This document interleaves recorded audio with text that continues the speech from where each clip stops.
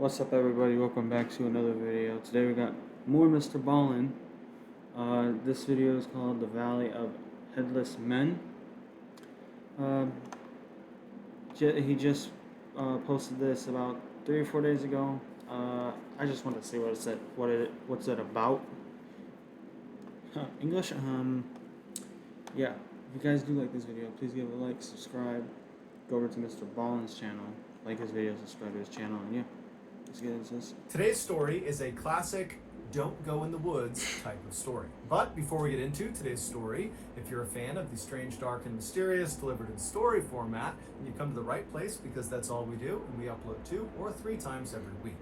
So if that's of interest to you, please invite the like button over to your kid's birthday party and then ask them if they want to hit the piñata. When they say yes, put their blindfold on and then replace the piñata with a beehive. Also, please subscribe to our channel and turn on all notifications so you don't miss any of our weekly uploads. All right, let's get into today's story.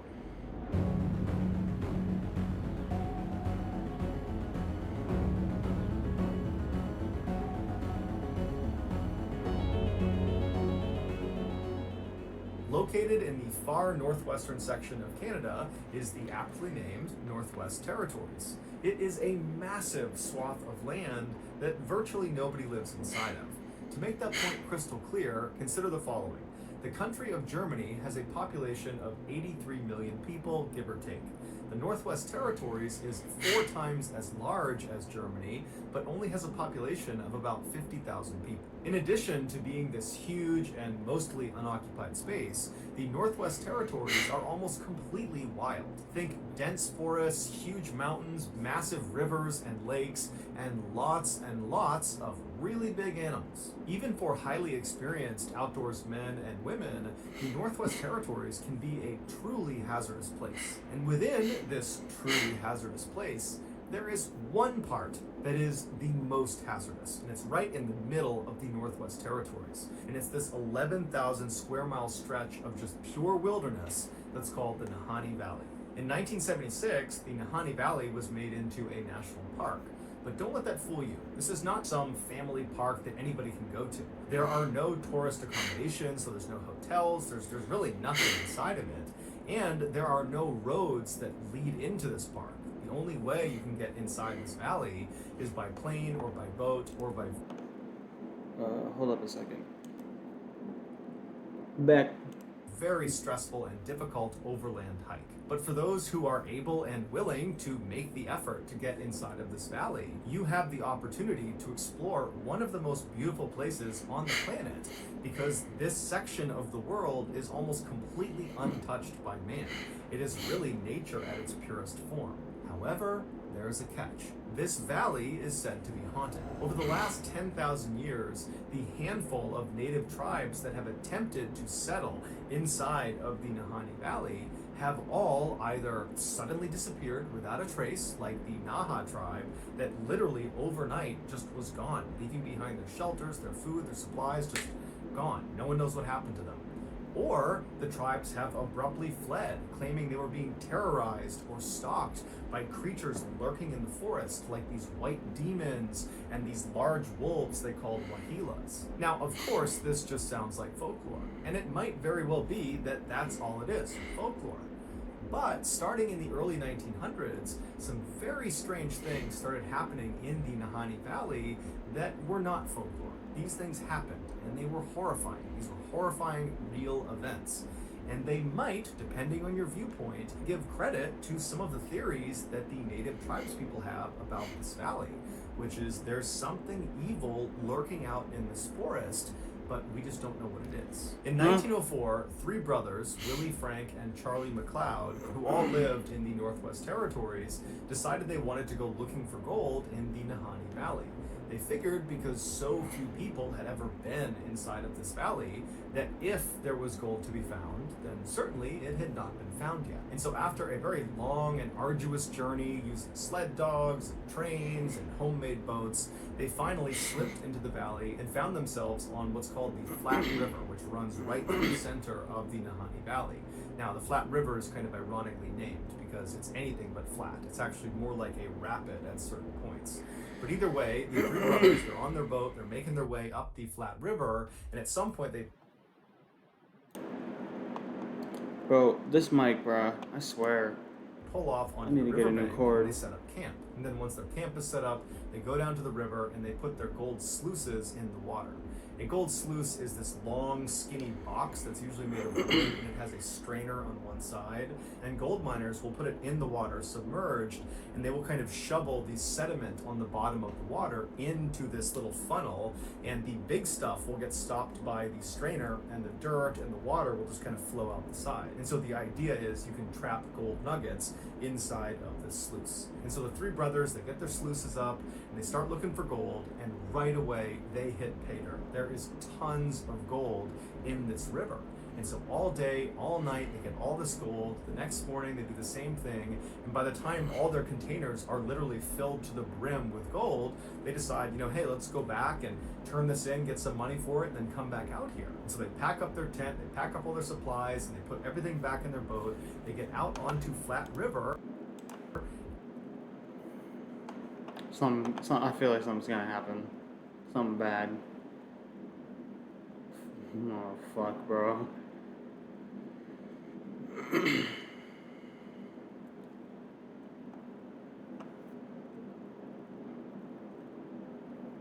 At some point, very early on in their journey back, the boat capsizes and the boat actually breaks apart from the strength of the rapids of Flat River. And so the boat actually sinks and much of their supplies sink, including all of their gold.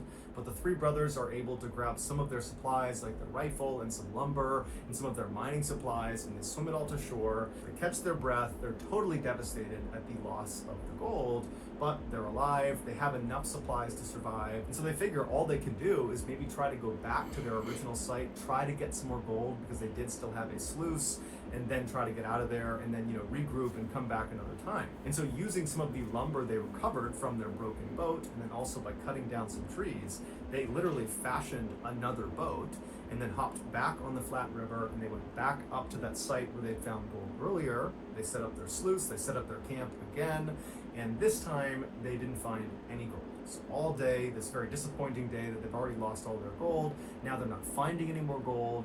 And so that night when they went to bed, they decided that the next day they were just gonna leave. And so the next day they get up, they pack up, they hop back on the Flat River on this new boat they built, and they're able to make their way out of the valley and get back to their homes. As soon as they get back home, the two younger brothers, Willie and Frank, start talking about how they want to go back into Nahanni Valley and go get more gold, because now they know there's gold out there. It's not a question, yeah, we didn't find it that second time, but we know it's out there. Charlie, the older brother, he wanted to get the gold, but he felt like, hey, that was a close call with the boat flipping over. I don't know if it's a good idea, so I'm actually not going to go. You guys can go, I'm going to stay. And so several months goes by, and Frank and Willie have been doing all this preparation for this additional trip into the valley. And finally, in 1905, they're ready. And so Willie, Frank, and the third man, called Robert Weir, who was a friend of theirs, he was going to replace Charlie. The three of them, they make their way up into the valley. Now, they didn't tell anyone how long they were going to be gone for, and so when they didn't send any word and no one had heard from them in weeks, Charlie was actually not that concerned because he knew there was lots of gold to be had out in the Nahanni Valley, and so he figured they must have struck it rich, and now they've decided to live out there long term, or at least maybe through the summer, or maybe the next year, and so he wasn't concerned, and because he wasn't concerned, nobody else was concerned about these three men. And so weeks turned into months, turned into a year, and still no one's heard from these three men. No one's heard from Willie, Frank, or from Robert, but still Charlie maintains that nothing can be wrong because there's three of them out there, they're incredibly experienced, there is a ton of gold out there, I'm sure they're just killing it, and they're just acquiring all this gold, and we're going to see them in the next couple of months maybe, and everything's going to be just fine. But a whole other year would go by, so they've been out there for 2 years, and no one has heard from them, and at this point Charlie thinks to himself, okay, I have to go out and see if they're okay. And so he rounds up 4 other people from his town, and he mounts an expedition to head back into the Nahanni Valley to go find his 2 brothers and find Robert weird. Charlie and his search party eventually, after yet another long Bro. and arduous journey, they get into Nahanni Valley and they get onto the Flat River. And so they start making their way upstream along Flat River. So it must have been a very treacherous journey getting through the rapids of this river. And the whole time they're scanning the left and the right side, hoping to see some sign of life. They're looking for any indication that these three men Oh, were out mate, here it's and just almost 10 fine, minutes in the video. But they didn't see any sign of them. Oh, we So are they 10 finally minutes in. made their way all the way up to the very end of Flat River, or I should say the very beginning of Flat River, where it breaks off from a much larger river called the South Nahanni River. And once they turned onto the South Nahanni River, they began going downstream. And again, they're looking on either side for any sign of these three men. There's no sign of them. And then the river they're on takes a very sharp turn. It's actually called the Big Bend, and it's about a 45-degree turn. And as soon as you make that turn, it dumps you into this 10-mile stretch of river called Second Canyon. Now, along South Nahanni River, which is about 350 miles long, there are these 4 canyons that the water passes through. And they're labeled 4th Canyon, 3rd Canyon, 2nd Canyon, and 1st Canyon. And these canyons are massive. These sheer cliffs on either side of the river shoot up to 3,000 feet above the water, and in some parts, the water is actually just as deep, thousands of feet deep. And Second Canyon is unique because the cliff faces are as sheer as you're going to get, and the cliff faces almost butt up exactly up against the water. So there's really very little shoreline on either side. So once you're in this 10-mile stretch, I would not- you're no, basically I'm not going boxed there. in. You have thousands of feet of water below you. You have these massive cliffs on either side, and there's really nowhere to go. You need to get through this section of the river before you can effectively get onto the shoreline and take a break from being in your boat. And along these cliffs are these openings you see high up all over the cliffs on both sides that are openings to these Is that a massive freaking deer? cave systems inside of these thousands of feet tall cliffs. And because of how difficult it is to not only get to Nahanni Valley, but also to get up to these different cave openings, nobody's gone inside of them. We don't know what's inside of these caves, save for the few that are down low enough that people can explore. So as you're passing through Second Canyon, it's almost like you're being watched because there's all of these openings, but you can't see into them, and you're just forced to go down this 10-mile stretch, and you can't really go anywhere, and whatever's watching you, it's watching you. As soon as Charlie and his search party entered into Second Canyon, it would have immediately gotten darker, because that's another part of being in Second Canyon. These huge cliff walls of this canyon obscure the sunlight. And so they would have entered into this canyon, it would have gotten darker, and it's very windy inside of Second Canyon. So the winds would have picked up, so it's dark, very strange setting for them to be in, and they would have been looking on either side at these little strips of shoreline on either side, barely big enough for a boat to be. They would have been looking for any sign of life, but they didn't see anything. As they're making their way down this 10-mile stretch, as they're getting closer and closer to actually entering into First Canyon, which is the next canyon you would enter into, the sides of the river start to get slightly larger, where you could actually beach a boat. There's some trees, and on the left-hand side, right before exiting Second Canyon, they notice there is actually a tent perched within some trees. And so the search party naturally goes right over to the shoreline. They hop out, but as soon as they step foot on land, I don't know, bro. Some shit fucking happened. and they have a clearer view of this tent and what's outside of it, they notice there is a body clearly lying on the ground outside of the tent. And so Charlie and the search party, they run over, and as soon as they're up close, they can tell this body is missing its head. And they see the clothes on this body are totally charred and burned, and whoever this was, they were reaching with their right arm when they died. And right outside of the reach of their right arm was a rifle that was propped up against a tree. And so they walk around this one body, and they go around towards the backside of the tent where the opening to this tent is, and they find another body, another very badly decomposed body, and it's positioned kind of halfway in the tent and halfway out of the tent.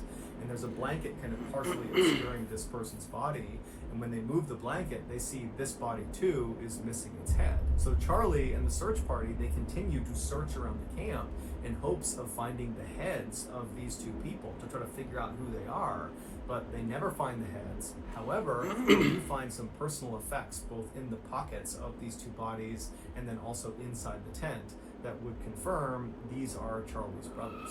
As for the third man that had been with them, Robert Weir, he was not at the campsite, and in fact he would never actually be found officially. However, a little ways down the river, another partial skeleton would be found several months later that was attributed to Robert. However, that was not 100% confirmed to be Robert. The only other interesting thing that was found at this campsite was a carving in a nearby tree. It just said, "We have found a fine prospect," indicating that Charlie's brothers had found gold. But there was no gold either on them or in their camp or in the river nearby, nothing. There was no gold. Charlie and his search party would leave the valley and get in touch with the mounted Bro, and this is a real story. This isn't fucking made up. police who would come out to the site where the brothers had been found. They would launch an investigation, and ultimately they would come to the conclusion that all three of these men, the two brothers and Robert, had starved to death, and then after they had perished, animals had taken them off, which is why Robert was found so far away and why these skulls were missing from the two brothers. Now, Charlie did not believe that. He believed they had been attacked by native tribes in the area, but the police were not buying that. They said this was a natural thing, this was an accident, and so that is that. When the story of these two decapitated men made the news, people went crazy about this. People were very divided about what they thought really happened. There was a percentage of people that believed that partial skeleton that was found, that was not Robert Weir. He had not died. He had murdered the two brothers, decapitated them, and then made off with their gold. The other percentage of people believed that all three men, the two brothers and Robert, had been attacked by a person, a group of people, an animal, a creature, something. There was some sort of attack. That's why the two brothers were in those positions that indicated they had encountered something horrifying, with one brother reaching for the gun and the other appearing to have leapt from his bed before he ultimately died. But regardless of which side you fell on, pretty much everybody at the time who heard about the story became terrified of the Nahani Valley. Specifically, they became terrified of that stretch in Second Canyon where the two brothers had been found. And so actually that stretch got renamed the Headless Valley, and from that point forward, that's all it was known as. And so even though there were obvious gold prospects in the Headless Valley and all along the South Nahani River and the Flat River, people, after this story broke, were just not prepared to risk going in there and potentially becoming another victim. And so people kind of stayed away from Nahani Valley. 8 years later, though, in 1913, a gold prospector named Martin Jorgensen decided, you know what, I'm not going to let some scary stories about some headless men and, ghosts and killers on the loose, I'm not going to let any of that get in the way of me taking gold Okay. out of Nahani Valley. So, all on his own, Martin makes the arduous trek inside of Nahani Valley. He makes his way up Flat River, and he finally finds a spot about 70 miles upstream of where Headless Valley was. And he actually built a one-room cabin because he was going to stay there through the winter, and then the plan was he would meet up with his partners the following summer. And so right after he got there, he set up his sluices and he started mining for gold, and apparently he found a lot of it because he sent word back to his partners outside of the valley that he had made it rich. And so his partners were really excited to meet up with him the following summer and see how much he got, because they planned on going back into the valley with him that summer. So that summer rolls around, his partners go to the meeting spot right outside the valley, but Martin doesn't show up. And so his partners, they stay outside at this meeting. My thought process is like, why don't you guys just take the gold and never return, or don't even? Why are you even going? Bro, why are you even going there in the first place?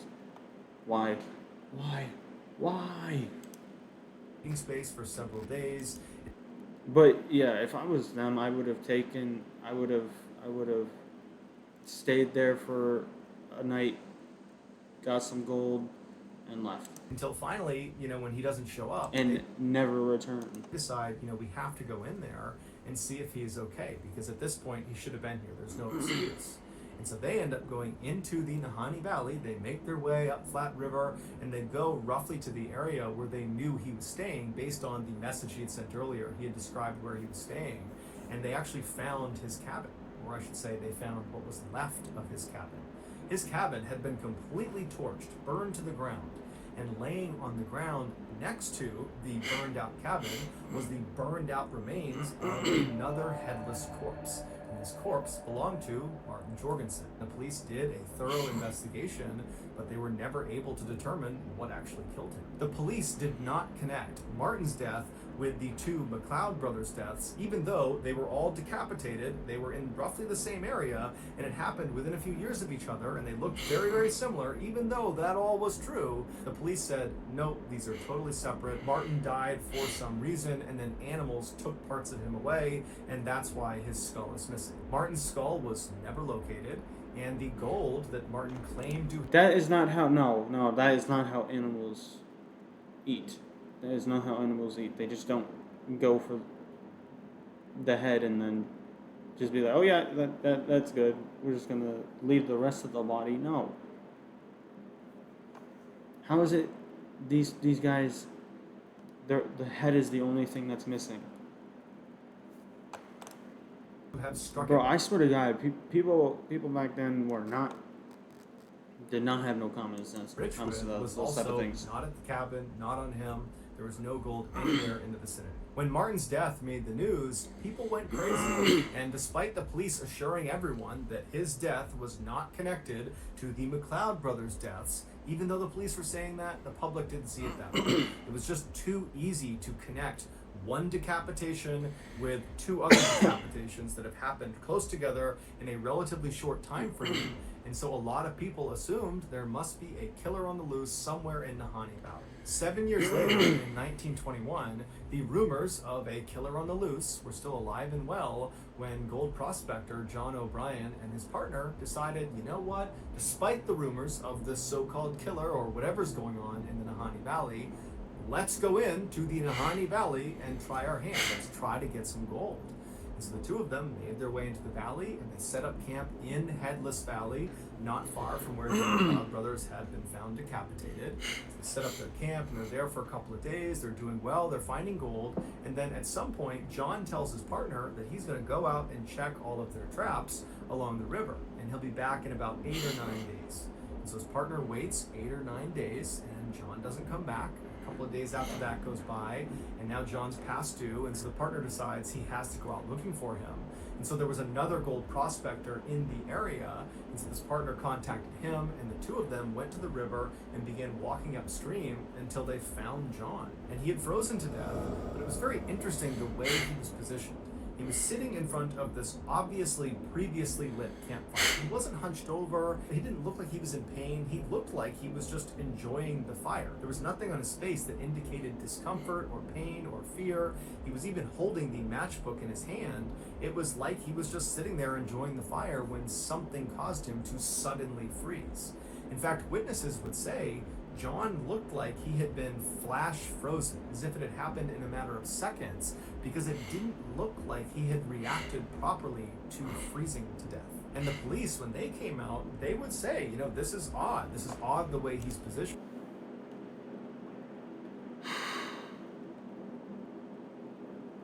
Oh my God, bro. But ultimately, he died because he froze to death, and so there's no foul play here, and so no further investigation is needed. 5 years later, in 1926, a hunting party that included a young woman named Annie Lafferty was camping out along the flat river inside of Headless Valley. And so that night, they're all kind of joking around the fire, and then at some point they decide to all go to sleep. And the next day, when everybody gets up, Annie is no longer in camp. There's no sign of where she went. And so they begin by yelling out and walking around the immediate vicinity to see maybe if she stepped away for a minute, but Annie's just gone. No one knows where she went. And so the hunting party spends the rest of the day looking for Annie, but there's no sign of her. They ultimately leave the valley. They tell police. Police come out. There's this huge search, but Annie's never found. Several months later, a man named Charlie, who happened to have been out...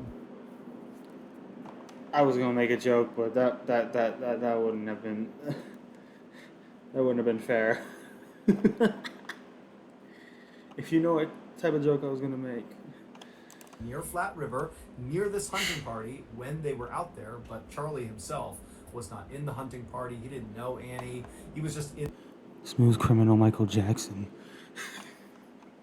in the vicinity. Hold on a second. Alright.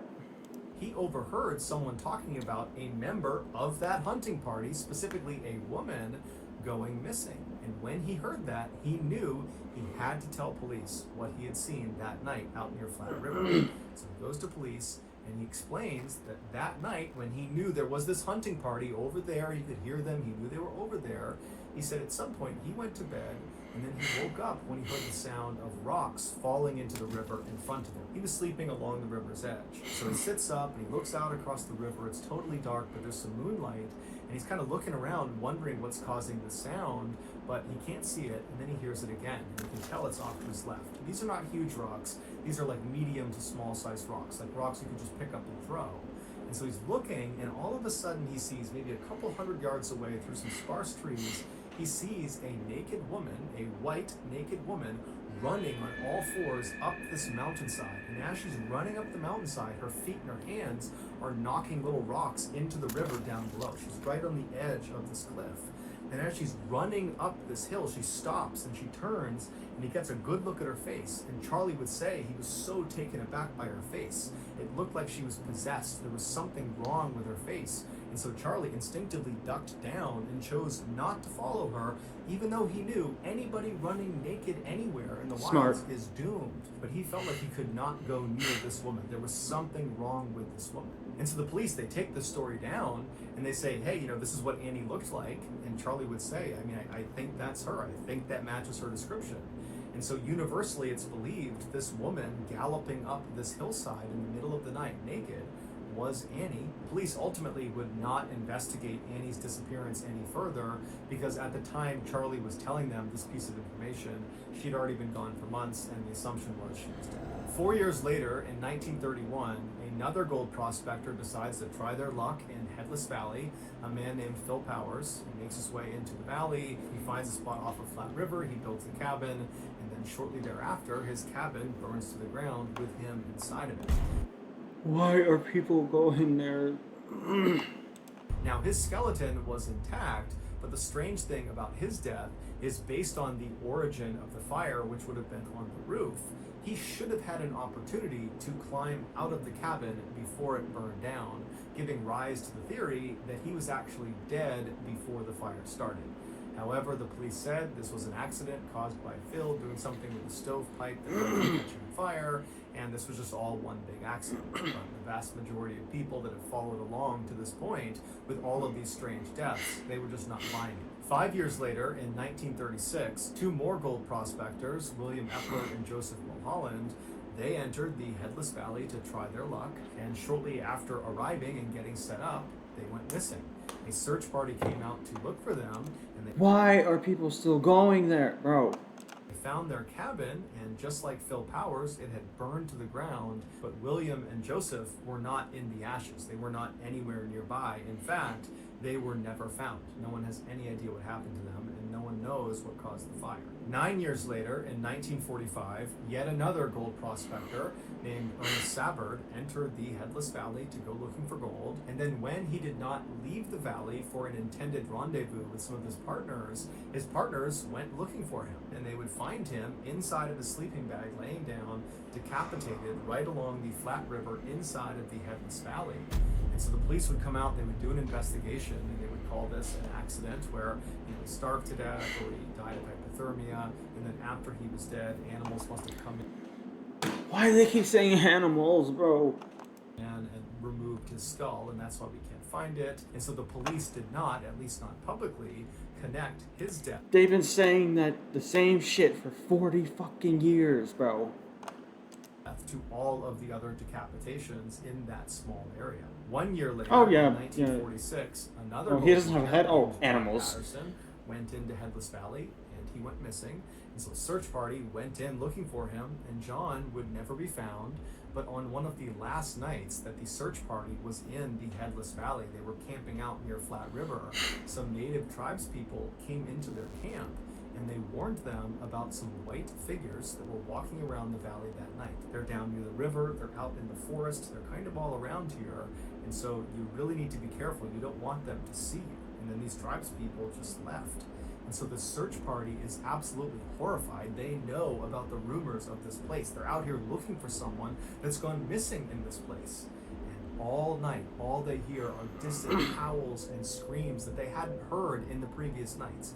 They're hearing these wailing sounds coming from all around them, like these things that are out there were intentionally trying to scare them to get them to leave. It felt. Oh my god. If they die, another search party will come up. Animals. Bro, like, what the fuck, bro? Like they were not supposed to be there. The next day, first thing when they got up and they left, the leader of that search party would say he just felt like the whole valley was totally sinister, and that constant wailing they heard the night before, he said he will never forget. From the mid-1940s onward, there have been far less strange incidents reported inside of Nahanni Valley, but one could attribute that to the fact that far less people have been going into Nahanni Valley ever since the 1940s. And in recent times, huge segments of the park have been permanently closed. The park has said the reason they're doing that is to protect that segment of the park. But other people have speculated that at least part of the reason why they're closing these segments, many of which are right near the Headless Valley, is because they're trying to protect people from getting anywhere near whatever it is that's lurking inside of that park. But regardless, it is still a fact that over the last century, there have been dozens and dozens and dozens of people that have either gone missing or who have died under very mysterious circumstances inside of this valley. And the truth is, nobody knows why. So that's gonna do it, guys. If you found the secret in today's episode, Bro, a native tribe came into a search party camp and been like, hey, watch out for these weird ass things. These weird white things that crawl on all fours.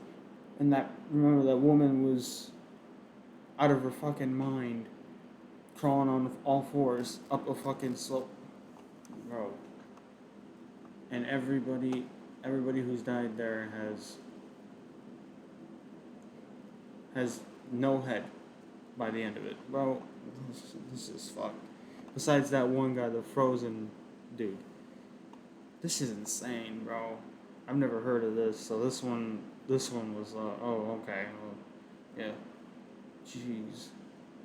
But yeah, if you guys do like this video, please give it a like, subscribe, go over to MrBallen's channel, like and subscribe, and I'll see you guys in the next one. Deuces.